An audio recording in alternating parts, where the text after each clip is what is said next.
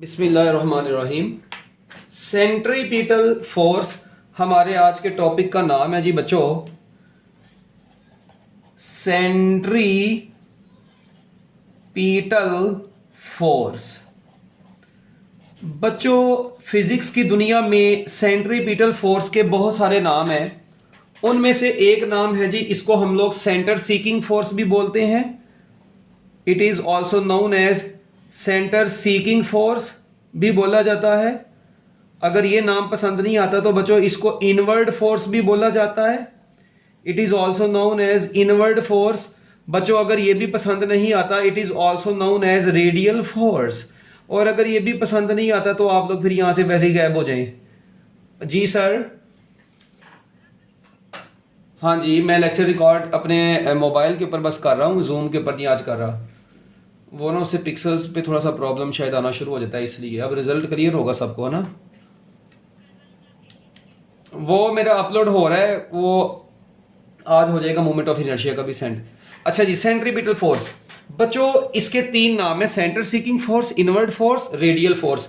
बच्चों सबसे पहले हम लोग चलते हैं इसकी डेफिनेशन की तरफ। आप लोग इससे मैट्रिक में भी बहुत अच्छे तरीके से वाकिफ हैं, ठीक है, और अब भी आप लोग इससे अच्छे तरीके से वाकिफ हो जाएंगे। The force needed to bend, the force needed to bend normally, the force needed to bend normally straight path, the force needed to bend normally straight path of a body, the force needed to bend normally straight path of a body into curved path। ऐसी force जो किसी भी body के बच्चों straight path को किसी में bend कर दी कर्व्ड पाथ में, इज कॉल्ड सेंट्रीपिटल फोर्स। ऐसी ब्यूटीफुल बॉडी को बच्चों हम लोग क्या बोलते हैं? सेंट्रीपिटल। ऐसी ब्यूटीफुल फोर्स को हम लोगों ने क्या नाम दिया फिजिक्स में? सेंट्रीपिटल फोर्स का नाम दिया। The force needed to bend, the force needed to bend normally straight path of a body into curved path.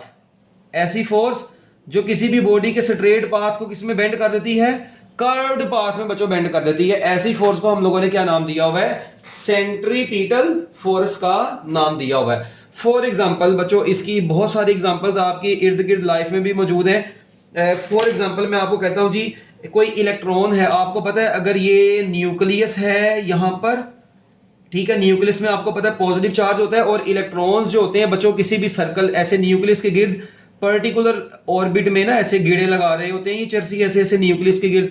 तो अब बच्चों आपको पता है वो कौन सी चीज है जो इलेक्ट्रॉन को सर्कुलर पाथ में घुमाए रखती है? इलेक्ट्रॉन और न्यूक्लियस के दरमियान में जो इलेक्ट्रिक फोर्स होती है ना, वो बेसिकली सेंट्रीपिटल फोर्स प्रोवाइड करती है, ठीक है। तो बच्चों मोशन ऑफ इलेक्ट्रॉन, ठीक है जी, in fixed orbit around the nucleus is basically due to centripetal force. ये हम लोग सेंट्रीपिटल फोर्स का ये वाला कॉन्सेप्ट जाके पढ़ेंगे चैप्टर नंबर 20 में, सेकंड ईयर में, ठीक है। वहां पे हम लोग इसको डिटेल में देखेंगे भी। इसी तरह बच्चों अब आप लोग देखें कि कोई भी, मैं कहता हूं जी, कोई भी चार्ज पार्टिकल मैग्नेटिक फील्ड में परपेंडिकुलर एंटर होता है, उसका भी पाथ सर्कुलर बन जाता है। तो मैग्नेटिक फील्ड जो होती है वो किसी भी चार्ज पार्टिकल को सर्कल में बेंड कर देती होती है। वो हम लोगों ने सेकेंड ईयर में पढ़ना है, चैप्टर नंबर 70 अपना 14 में। इसी तरह बच्चों फोर्स एक्टिंग ऑन, आपको पता है जमीन सूरज के गिर्द गेड़े लगा रही है। यहां पर सपोज करें सन है और जमीन सूरज के गिर्द आपको पता है क्या कर रही है? गेड़े लगा रही है। तो जमीन और सन के दरमियान में भी सेंट्रीपिटल फोर्स है जो अर्थ की ग्रेविटेशनल फोर्स प्रोवाइड करती है। Gravitational force of earth provides necessary centripetal force to move the earth around the sun. इसी तरह बच्चों आप लोगों ने एक और चीज ज़हन में रखनी है कि जितने भी सैटेलाइट हैं, अब आपको पता है अर्थ के गिर्द जो भी सैटेलाइट जमीन के गिर्द ऐसे गेड़े लगा रहा है बच्चों, अब ये सैटेलाइट है, इसको मैं एस से शो कर रहा हूं। अब जितने भी सैटेलाइट जमीन के गिर्द गेड़े लगा रहे हैं उन सब को अर्थ ग्रेविटेशनल फोर्स क्या प्रोवाइड करती है? अर्थ की ग्रेविटेशनल फोर्स उनको सेंट्रीपिटल फोर्स प्रोवाइड करती है सर्कल में गेड़े लगाने के लिए। अब यहां पर आप देखें ये सेंट्रीपिटल फोर्स कैसे किसी भी बॉडी को स्ट्रेट पाथ से कर्व्ड बना देती है। इसका काम ही ये है कि किसी बॉडी के स्ट्रेट पाथ को किसमें बेंड कर देना? कर्व्ड पाथ में बेंड कर देना। अब वो कैसे करती है बच्चों? ये खुद कुछ नहीं करती है, बेसिकली आती है किसी दूसरी चीज की वजह से। ये अभी आप लोग इसको भी आप लोग अभी चैप्टर नंबर 5 में पढ़ेंगे थोड़ा सा आगे जाके, ठीक है। ये सैटेलाइट, अब ये सैटेलाइट जो जमीन के गिर्द आप लोग देखते हैं जी गेड़े लगाता है, ठीक है, इसको भी आप लोगों ने चैप्टर नंबर 5 में ही पढ़ना है और इसको मैंने भी आगे जाके पढ़ाना है। मैं आपको बताऊंगा how gravitational force of earth provides necessary centripetal force to move the satellite into the orbit. मगर आज के इस लेक्चर में हम लोग सेंट्रीपिटल फोर्स के जस्ट फार्मूले की डेरिवेशन कर लेते हैं। इसकी ये छोटी सी एग्जांपल क्या होगी, motion of electron around nucleus, ठीक है जी, किसी भी एटम के न्यूक्लियस के गिर्द इलेक्ट्रॉन की जो मोशन होती है, motion of earth around sun, उसको इसकी भी मोशन में मेन रोल किसका है, सेंट्रीपिटल फोर्स का है। Motion of satellite, motion of satellite around earth, इसके अंदर भी मेन रोल बच्चों किसका है, वो कैसे है, क्यों है, ये बातें बच्चों हम लोगों ने भी सैटेलाइट का टॉपिक आगे जाके पढ़ना है, उसमें बड़ी डिटेल में हम लोगों ने पढ़नी है। तो अभी बस आप लोग याद रख ले, इसमें ग्रेविटेशनल, इसमें क्या होता है बच्चों, इलेक्ट्रिक फोर्स प्रोवाइड करती है सेंट्रीपिटल फोर्स। एफ ई बोले तो electrical force is equal to F C, ये पेपर में बेशक ना लिखना, इधर gravitational force provides necessary centripetal force, इधर भी gravitational force provides necessary centripetal force. जब सैटेलाइट जमीन के गिर्द घूमता है तो सैटेलाइट और जमीन के दरमियान में ग्रेविटेशनल फोर्स है जो उसको सर्कल पे बेंड करती है, और उस ग्रेविटेशनल फोर्स को बाद में हमने सेंट्रीपिटल फोर्स बोल दिया। इसी तरह अगर कोई अर्थ जमीन जो है वो सूरज के गिर्द घूम रही है, तो बच्चों जमीन और सूरज के दरमियान में जो ग्रेविटेशनल फोर्स है वो बेसिकली उसको घूमने पर मजबूर करती है सर्कल में।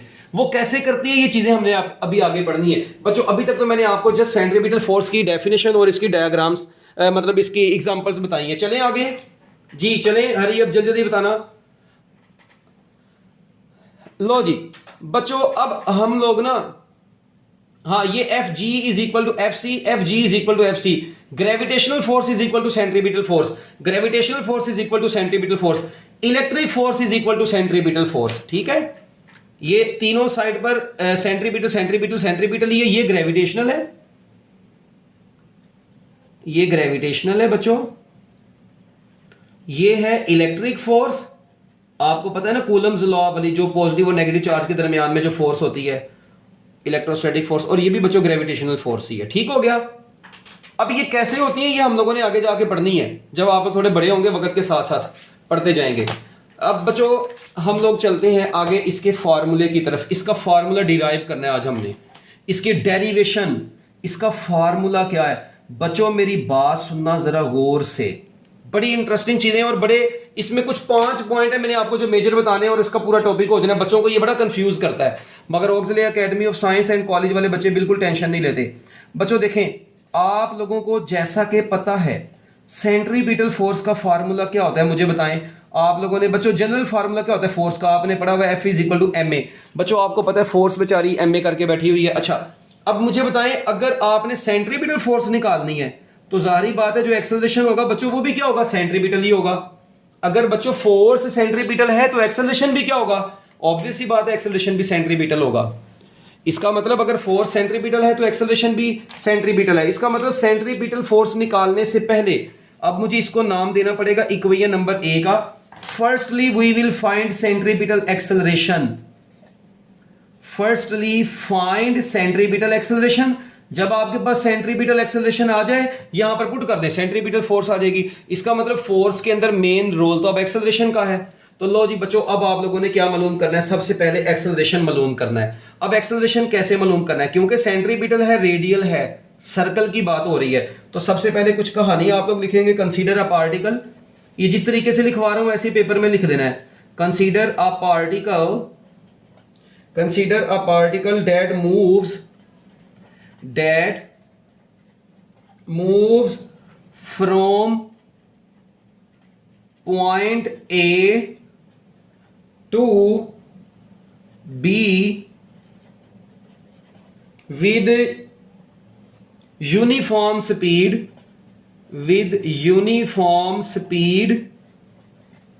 V in a circle of radius r, in a circle of radius r,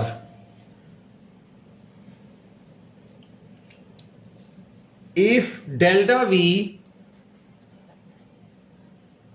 is the change in velocity, कैसे वो मैं अभी बता देता हूं आपको, then the acceleration of the particle, then the acceleration of the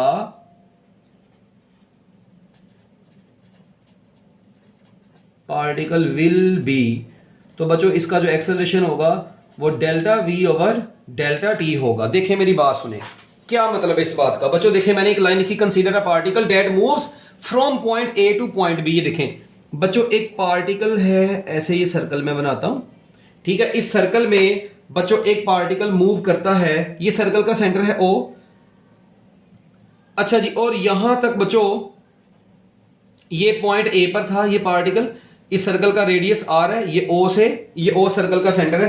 अच्छा अब एक बॉडी बच्चों, एक पार्टिकल पॉइंट ए से मूव करता करता कहां पर जाता है जी, मैं कहता हूं सपोज करते पॉइंट ए से मूव करता करता पॉइंट बी पर गया। अब ये पार्टिकल इस पॉइंट पर आ गया, ए से मूव करता करता बच्चों कहां पर आया, पॉइंट बी पर आया। अब मेरी बात जरा गौर से सुने बच्चों, ये पार्टिकल जो ए से बी पर आया, क्या इस पॉइंट पर आपको पता है जब भी कोई बॉडी सर्कल में मूव करती है तो बच्चों सर्कल में हर पॉइंट पर उस बॉडी की वेलोसिटी सर्कल के टेंजेंट के अलोंग होती है। आपको पता है कोई बॉडी सर्कल में मूव कर रही हो, ठीक है, जब भी कोई बॉडी बच्चों सर्कल में मूव कर रही हो तो, अच्छा एक बच्चे का क्वेश्चन है जी सर एक्सेलरेशन जीरो तो नहीं होगा, मैं बताता हूं पुत्र अभी सब्र करो, ये मैं अभी एक्सेलरेशन की तरफ आता हूं, ओनली 1 मिनट। देखें बच्चों जब भी कोई बॉडी सर्कल में मूव कर रही होती है हर पॉइंट पर उसकी वेलोसिटी चेंज हो रही होती है, क्योंकि वेलोसिटी एक वेक्टर क्वांटिटी है, वेलोसिटी की डायरेक्शन हर पॉइंट पर चेंज हो रही है बच्चों, डायरेक्शन क्या हो रही है, चेंज हो रही है, इसलिए हम लोग कहेंगे कि हर पॉइंट पर बॉडी की वेलोसिटी क्या हो रही है बच्चों, चेंज हो रही है। हर पॉइंट पर बॉडी की वेलोसिटी क्या हो रही है, चेंज हो रही है, मगर वेलोसिटी की मैग्नीट्यूड जो है ना बच्चों वो क्या रहती है, कांस्टेंट रहती है। जब भी कोई पार्टिकल सर्कल में मूव करता है तो बच्चों हर पॉइंट पर उसकी वेलोसिटी तो चेंज हो रही होती है क्योंकि डायरेक्शन चेंज होती है, मगर उसकी मैग्नीट्यूड जिसको स्पीड बोलते हैं वो कांस्टेंट ही रहती है। इसीलिए मैंने यहां पर एक लफ्ज लिखा, consider a particle moves with uniform speed. तो यूनिफॉर्म स्पीड से मूव कर रही है, सर्कल का रेडियस आर है, मगर उसकी वेलोसिटी तो चेंज हो रही है ना हर पॉइंट पर डायरेक्शन की वजह से, तो उस चेंज इन वेलोसिटी की वजह से इसके अंदर एक्सेलरेशन आया है। पुत्र ये यूनिफॉर्म स्पीड से धोखा नहीं खाना, सर्कल में स्पीड बॉडी की कांस्टेंट ही होती है, वेलोसिटी चेंज हो रही होती है हर पॉइंट पर।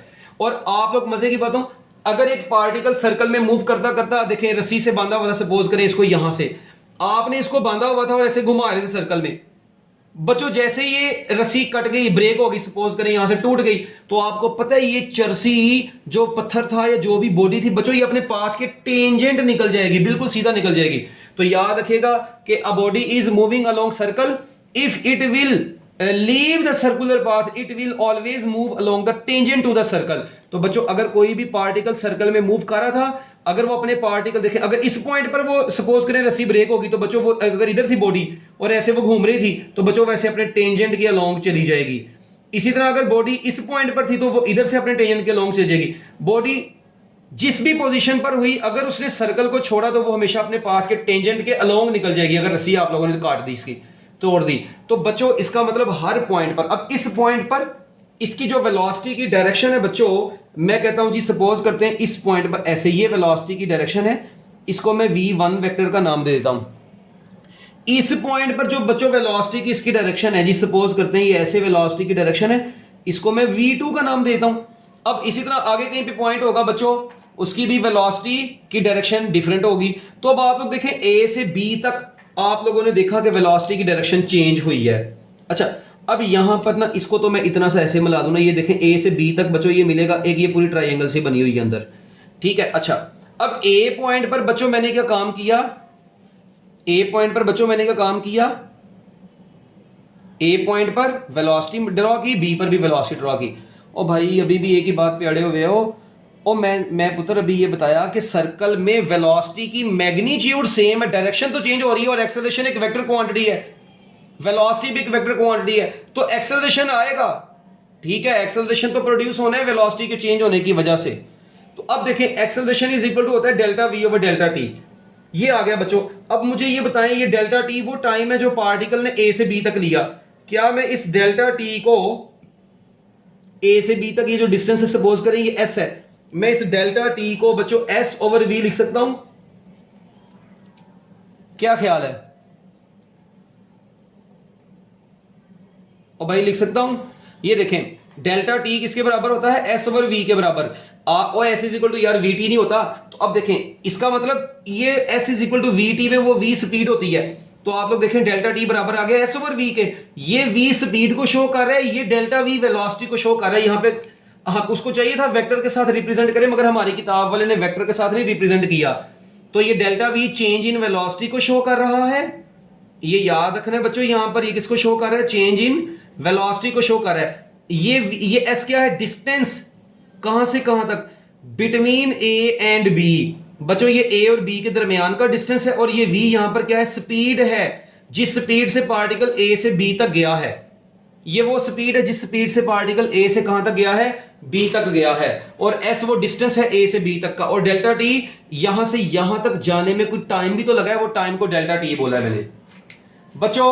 अच्छा अब ये डेल्टा टी को मैं इधर पुट करने लगा हूं। देखें मैं जैसे ही बच्चों इस डेल्टा टी को इधर पुट करूंगा तो आप लोग देखें ए इज इक्वल टू कितना आ जाएगा? आप लोग क्लियरली कह सकते हैं A is equal to del V अपनी जगह पर, और डेल्टा टी की जगह पर आ गया एस ओवर वी। बच्चों अब ये ना पता लगे वी को इस वी से जाके मल्टीप्लाई करवा दो चर्सी लोगों ना। मैं इसको ऐसे भी तो लिख सकता हूं V over S into delta V. थोड़ा सा गौर करें बच्चों, ये एस ओवर वी ऊपर जाके क्या बन जाएगा? V over S. ऐसा ही है। तो बच्चों अब मेरी बात सुनिए, इसी को मैं ऐसे भी तो लिख सकता हूं V into delta V over S भी तो लिख सकता हूं। अच्छा अब आप लोग देखें, ये आपके पास एक्सेलरेशन का फाइनल फार्मूला नहीं है अभी, आपको तो चाहिए सेंट्रीपिटल एक्सेलरेशन। आप लोग देखें, आप लोग क्या कैलकुलेट करने गए थे? आप लोगों ने सेंट्रीपिटल फोर्स निकालनी थी, तो आपको सेंट्रीपिटल एक्सेलरेशन चाहिए। अभी आप लोग देखें सेंट्रीपिटल एक्सेलरेशन निकालने के चक्कर में है। अब आप लोगों के पास ये एक्सेलरेशन तो आप लोगों ने निकाला, मगर इसमें अभी देखें कहीं पर रेडियस नाम की कोई चीज नहीं आई। इसका मतलब है मैं इसको भी सेंट्रीपिटल एक्सेलरेशन नहीं बोल सकता। ये सेंट्रीपिटल एक्सेलरेशन नहीं है, मुझे इसको सेंट्रीपिटल एक्सेलरेशन बनाना है। इसका मतलब है मैं यहां पर क्या ऐसा करूं कि यहां पर सेंट्रीपिटल एक्सेलरेशन आ जाए। बच्चों इसके लिए आप लोगों को क्या करना पड़ेगा? अब आप लोगों ने इस डेल्टा वी ओवर एस को पहले फाइंड आउट करना है। अब ये डेल्टा वी ओवर एस जो है ना, ये बड़ी ही मनूस चीज है। इसको आप लोगों ने कैसे फाइंड आउट करना है बच्चों? इसके लिए आप लोगों को अब दिमाग चाहिए। क्या चाहिए? दिमाग चाहिए। ये देखें जरा, मैं यहां पर वो डायग्राम दोबारा से बना देता हूं बच्चों। ये था जी, सर्कल में एक बॉडी पॉइंट ए पर थी और वो यहां तक पहुंची, पॉइंट बी पर पहुंची। इस पॉइंट ए पर जो सर्कल का टेंजेंट था बच्चों वो v1 था। इस पॉइंट बी पर जो इसकी वेलोसिटी की डायरेक्शन है बच्चों वो v2 इधर है। ठीक है, ये एक एंगल बना हुआ है थीटा, ये ओ ए बी है। अच्छा ये मैंने आपको पिछली डायग्राम में बताया था, ये एस है। अच्छा अब मेरी जरा बात सुनना बड़े गौर से बच्चों, आप लोग यहां पर थोड़ा सा गौर करें। मैं ना ये एक ट्राइंगल बच्चों ये वाली है, कौन सी वाला? ये जो रेडियाई पर मुश्तमिल है, ये आर आर जिसमें आ रहा है। अच्छा एक ट्राइंगल है ये ऐसे, फिर बच्चों एक ऐसे, और ये ऐसे। ये ए है, ये बी है, ये ओ है, ये आर है, ये भी आर है, ये थीटा है, और ये क्या है बच्चों? एस है। अच्छा एक ट्राइंगल आपके पास ये बन रही है। अब ए पॉइंट पर आप लोग देखें जो वेलोसिटी v1 है ना, यहां पर आप लोगों ने गौर करना है v1 is perpendicular to O A. थोड़ा सा गौर करें, क्या v1 ओ ए के परपेंडिकुलर नहीं है? ओ ए ऐसा है, v ऐसे है, क्या ख्याल है बच्चों? v1 is perpendicular to O A. इसी तरह बच्चों मैं ये भी कह सकता हूं v2 is perpendicular to O B. ये देखें v2 जो है वो ओ बी के परपेंडिकुलर, और ओ बी सर्कल का रेडियस है। और आपको पता है बच्चों जब भी कोई बॉडी सर्कल में मूव कर रही होती है, radius of the circle is perpendicular to the tangent as radius of the circle, ये थोड़ा सा मैथमेटिकल है, is perpendicular to the tangent, is perpendicular to tangent. बच्चों ये कैसे, क्या मतलब है इस बात का? देखिए मेरी बात सुने, जब भी कोई बॉडी बच्चों सर्कल में मूव कर रही होती है ना, तो ये अगर इसका रेडियस है तो इसका टेंजेंट, जाहिर बात है इसके रेडियस के क्या होता है? परपेंडिकुलर ही होता है। इस पॉइंट पर रेडियस देख लें, टेंजेंट ये देख लें, इस पॉइंट का रेडियस देख लें, टेंजेंट ये देख लें। किसी भी पॉइंट पर बच्चों जो रेडियस होता है वो हमेशा सर्कल के टेंजेंट के क्या होता है, परपेंडिकुलर ही होता है। अब velocities v1 and v2 tangent के लॉन्ग हैं और OA और OB रेडियस के लॉन्ग है, इसलिए मैंने बोला कि बच्चों ये v1 भी परपेंडिकुलर है OA के और v2 भी परपेंडिकुलर है OB के। क्यों? क्योंकि रेडियस ऑफ द सर्कल जो होते हैं वो परपेंडिकुलर टू द टेंजेंट होते हैं। अच्छा, अब एक चीज देखें, क्या v1 OA के परपेंडिकुलर है? बिल्कुल। क्या v2 OB के परपेंडिकुलर है? यस, बिल्कुल है बच्चों। बस अब फिर एक बात सुने, मैंने इस पॉइंट की वेलोसिटी ये बनाई, इस पॉइंट की इस रेडियस के साथ अलोंग वेलोसिटी ये बनाई। बच्चों इनकी वेलोसिटीज की ट्राइंगल आप लोगों ने अब देखनी है। एक तो आप लोगों ने देखी ना ट्राइंगल इनसाइड, एक बच्चों इनके टेंजेंट्स की ट्राइंगल भी बनानी है। देखें v1 की डायरेक्शन किधर को है, बिल्कुल वैसे ही v1 का जिधर को मुंह है ये ऐसे, ये v1 है बच्चों। अच्छा v2 ऐसे है, ऐसे, ये इधर क्या है बच्चों v2। देखें v2 ऊपर था, मैंने इस v2 को ऐसे पकड़ा, इधर लाके रख दिया। v1 ऐसे था, मैंने इस v1 को इधर लाके रख दिया।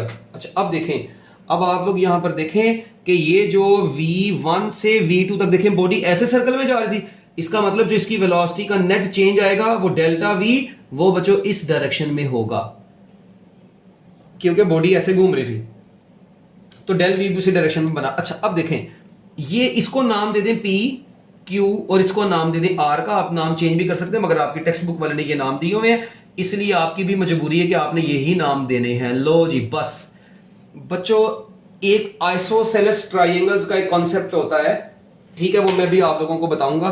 पहले आप लोग ये देखें, इस वक्त इधर भी एक एंगल बन रहा है, इस एंगल को थीटा बोल देते हैं।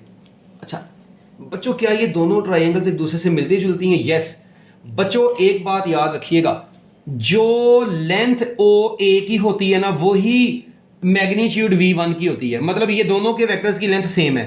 इसी तरह OB v2 OB के परपेंडिकुलर भी होता है, इक्वल भी होता है। v1 OA के परपेंडिकुलर भी है, इक्वल भी है। इसका मतलब यहां पर v1 देख लें या इधर OA देख लें, दोनों की लेंथ क्या होगी? सेम होगी। अच्छा इधर आप लोग PR देख लें, इधर या आप लोग OB देख लें, इनकी भी लेंथ क्या होगी? सेम होगी। यानी मैं यहां पर यह बात कह सकता हूं बच्चों कि v1 परपेंडिकुलर तो है OA के। मैं ये देखें, मेरी बात सुने बच्चों, इन ट्राइंगल PQR, बच्चों ये ट्राइंगल PQR में, ये ट्राइंगल PQR में मैं ये कह सकता हूं PQ, कौन? ये PQ इज, हाँ जी बताएं बच्चों, PQ, ये देखें, इसको v1 को PQ का नाम दिया ना, PQ इज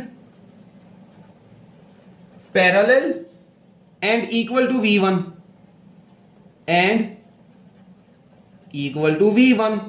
बच्चों PQ की वैल्यू कितनी होगी? v1 होगी। अच्छा एक ये बात मैं इस ट्राइंगल से कह सकता हूं, पहले मैंने इस ट्राइंगल से लिखा था।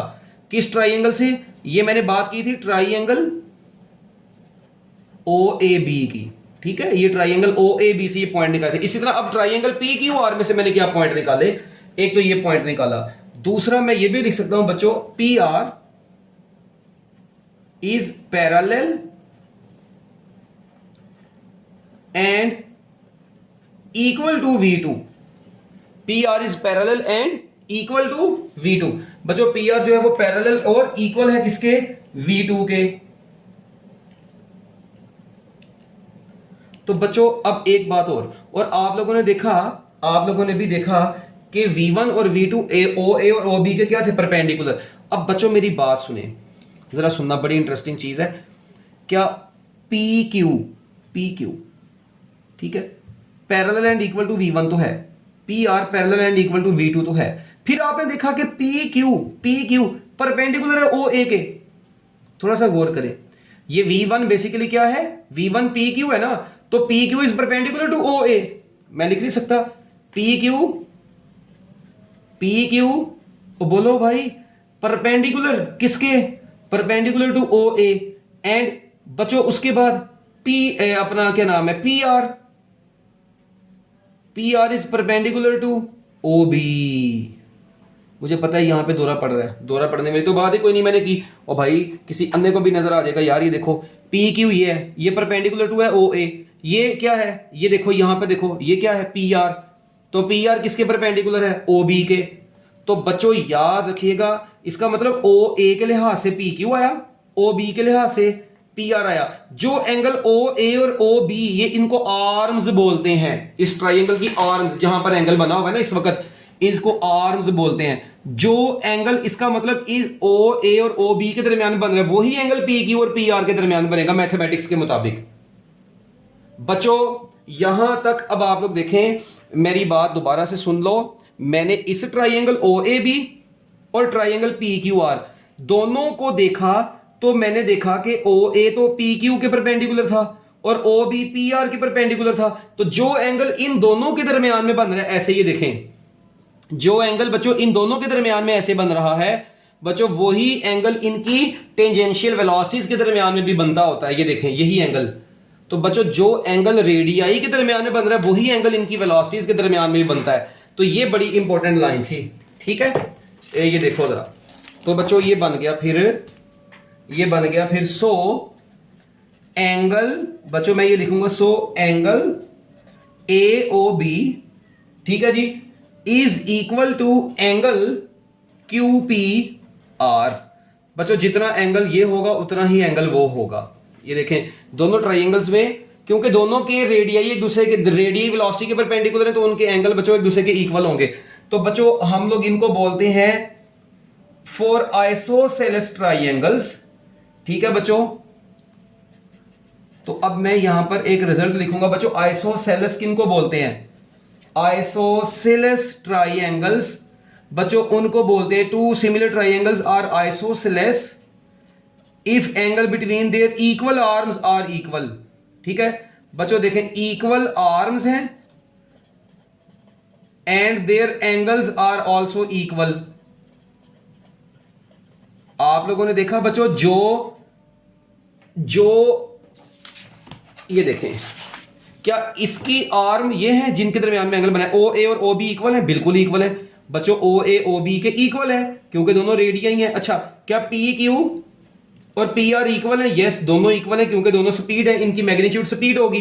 तो इसका मतलब ऐसी ट्राइंगल जिनकी दोनों साइड्स क्या हो, सेम लेंथ की हो, और दोनों साइडों के दरमियान में एंगल्स भी क्या हो, सेम हो, वो एक दूसरे की आइसोसेलेस ट्राइंगल्स कहलाती हैं। तो बच्चों इन दोनों ट्राइंगल्स की इक्वल आर्म्स भी हैं और उनके दरमियान में एंगल भी इक्वल है, तो ऐसे ट्राइंगल्स को आइसोसेलेस ट्राइंगल्स बोला जाता है। अब बच्चों आइसोसेलेस ट्राइंगल्स के लिए हम लोग ये कह सकते हैं, सो वी कैन राइट, बस खत्म होने लगा अब topic. So we can write बच्चों, क्या हम लोग कह सकते हैं? हम लोग कह सकते हैं Q R divided by P R is equal to A B divided by O B. लो जी, ये क्या नई चीज आ गई, बस ये चीज है यहां पर समझने वाली अब, कि क्या मतलब Q R over P R is equal to O A over A B over O B. इसका क्या मतलब है? ये देखें, आप लोगों ने ना क्या काम करना है, ये आइसोसेलेस ट्राइंगल्स के लिए ये मैथमेटिक्स से निकाला है, इससे हमारा कोई लेना देना नहीं है। हाँ, हम लोग इसको अभी देखेंगे कि ये आया कैसे है, मतलब इसको हमने लिखा कैसे। ये मैथमेटिक्स का फार्मूला है। आप लोग देखें, जो आर्म्स के बगैर वाली साइड है ना, उसको ऊपर रखें दोनों ट्राइंगल्स की। ये देखें जरा, इसकी आर्म्स ये हैं जिनके दरमियान में थीटा शो किया है, इसकी आर्म्स ये हैं जिसके दरमियान में थीटा शो किया है। इसकी आर्म के बगैर वाली साइड क्या है? A B. इसकी बगैर वाली साइड क्या है? Q R. अच्छा, आप लोग ए बी को डिवाइड कर दें किसी भी एक आर्म से, ए बी को डिवाइड कर दें ओ ए से या ओ बी से, क्योंकि दोनों तो इक्वल है। तो A B divided by O A will be equal to, हाँ जी, ये इसकी आर्म, ये थीटा के सामने वाली साइड को डिवाइड कर दें किसी भी एक साइड से, ऐसे याद रख लें। थीटा के सामने वाली साइड है ए बी, उसको डिवाइड कर दें किसी भी एक साइड से। मैंने ए बी ओवर ओ ए कर दिया, ये देखें, चल भाई A B over O B कर दें, ओ ए कर लें। अच्छा, और इधर देखें, थीटा के सामने वाली साइड क्या है? क्यू आर, उसको डिवाइड कर दें किसी भी से, पी क्यू से या पी आर से। तो लो जी, मैंने पी आर से डिवाइड कर दिया। अब आप लोग देखें, जो क्यू आर है वो डेल्टा वी है, और जो पी आर है बच्चों वो सिर्फ वी है। मैं V1 या V2 नहीं लिखूंगा क्योंकि उसकी मैग्नीट्यूड तो सेम है। ए बी है एस, ओ बी क्या है? ओ बी है आर, सर्कल का रेडियस। तो बच्चों मेरी बात सुने, आप लोग निकालने क्या आए थे भला, मुझे बताना। आप लोग निकालने आए हुए डेल्टा वी ओवर एस, आप लोग तो डेल्टा वी ओवर एस निकालने आए थे। तो देखें, इस एस को इधर ले आए तो डेल्टा वी ओवर एस बराबर आ जाएगा वी ओवर आर के। ये इसको आप लोगों ने बच्चों अब कहां पर पुट करना है भला? इसको आप लोगों ने पुट करना है इक्वेशन नंबर बी में। इसको जाके पीछे इक्वेशन नंबर बी का नाम देकर आओ। ये देखो अब बच्चों, जैसे ही मैं इसको इक्वेशन नंबर बी में पुट करूंगा तो आप लोग देखें a is equal to V, और फौरन जैसे ही मैं इधर पुट कर दूंगा, अब डेल्टा v ओवर s की जगह पर क्या पुट करना है मैंने, v divided by r put करना है। बच्चों मैं जब इधर v ओवर r पुट करूंगा तो देखें अभी एक्सेलरेशन रेडियस पर डिपेंड करना शुरू हो गया, मैं फौरन इसके साथ c लगा दूंगा। सेंट्रीपिटल एक्सेलरेशन को शो करेगा, ये रेडियल एक्सेलरेशन को शो करेगा, और v से मल्टीप्लाई होकर अब क्या बन जाएगा, ac is equal to v square over r।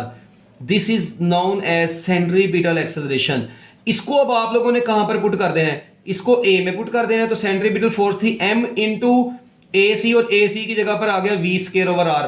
तो ये आपके पास सेंट्रीपिटल फोर्स का एक फाइनल फार्मूला आया है, FC is equal to mv square over r। ये सेंट्रीपिटल फोर्स का फाइनल फार्मूला आप लोगों की निगाहों के सामने आया है। अभी बच्चों अब देखें, हम लोगों ने अभी तक मैंने जो आपको पढ़ाया इसकी मैं ना आपको ओवरऑल समरी बताता हूं, बता दूं समरी। अभी तक आप लोगों ने क्या पढ़ा, कोई मुश्किल चीज नहीं है। ये देखें समरी के तौर पर, दोबारा से सुनना, शॉर्ट समरी। हाँ जी शॉर्ट ही होगी, जाहिर सी बात, चर्सी हो। देखो सबसे पहले सेंट्रीपिटल फोर्स निकालनी थी, उसमें आया MAC। इसको हमने इक्वेशन नंबर A का नाम दिया। पहले हमने क्या निकालना था, हमने निकालना था जी सेंट्रीपिटल एक्सेलरेशन। अच्छा, अब सेंट्रीपिटल एक्सेलरेशन निकालने के लिए सर्कल में देखा हमने वेलोसिटी में चेंज आ रहा था किसी पर्टिकुलर टाइम में, उस A को delta V over delta T लिखा। अब वो जो डेल्टा T है वो S is equal to VT से S ओवर V आया, ये V को ऊपर ले गए तो V into delta V over S बच गया। इसको हम लोगों ने नाम दे दिया इक्वेशन नंबर B का, क्योंकि यहां पर S है, मैंने इसको रेडियस की फॉर्म में कन्वर्ट करना था। तीसरा स्टेप हमारा ये था कि अब आप लोगों ने क्या मालूम करना था, डेल्टा V ओवर S मालूम करना था। अच्छा, अब डेल्टा V ओवर S मालूम करने के लिए आप लोगों ने दोनों ट्राइंगल्स बनाई, एक ये वाली एक ये वाली, ऐसे ये दोनों ट्राइंगल्स बच्चों आप लोगों ने बनाई, ये थीटा, ये OAB, इसको आप लोगों ने S का नाम दिया, ठीक है। अच्छा, उसके बाद आप लोगों ने बच्चों एक और ट्राइंगल बनाई, ठीक है, ये ट्राइंगल बनाई, एक ये ट्राइंगल बनाई, इसको आप लोगों ने नाम दिया PQR का, और यहां पर आप लोगों ने ड्रॉ किया बच्चों किसको, डेल्टा V को। यहां पर V1 था, यहां पर क्या था, V2 था। अच्छा, उसके बाद आप लोगों ने क्या काम किया, आपने देखा V1 और V2 जिस तरह OA is equal to OB है, इसी तरह इधर भी बच्चों PQ किसके बराबर है, PR के बराबर है। एक बात तो ये, उसके बाद जो एंगल, ये देखें एक ये पॉइंट यहां से हमने अखज किया था बच्चों क्या, कि OA और OB इक्वल है, ये रेडियस है दोनों और ये स्पीड्स हैं, ये स्पीड है, magnitude of speed, magnitude of velocity, और ये क्या है, रेडियस थे। अच्छा, अब ये बात, फिर आपने देखा कि बच्चों जो एंगल इधर बन रहा था वही एंगल दूसरी साइड पर भी बन रहा है, ठीक है।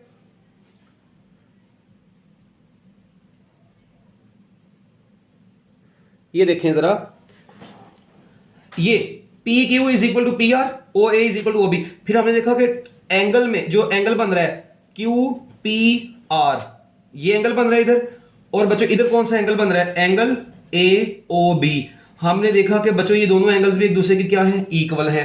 तो फिर इसका मतलब ये ट्राइंगल्स क्या कहलाएंगे, एक दूसरे की आइसोसेलेस ट्राइंगल्स कहलाएंगी। तो बच्चों ये आइसोसेलेस ट्राइंगल्स में हमने कहा कि AB over OA is equal to theta के सामने वाली साइड QR ओवर कोई सी भी PQ साइड, तो यानी S over R is equal to delta V over V, यहां से S ओवर, ठीक है। हमने बाद में क्या काम किया बच्चों, हम लोगों ने यहां से निकालना क्या था, हमने निकालना क्या था, डेल्टा V ओवर S।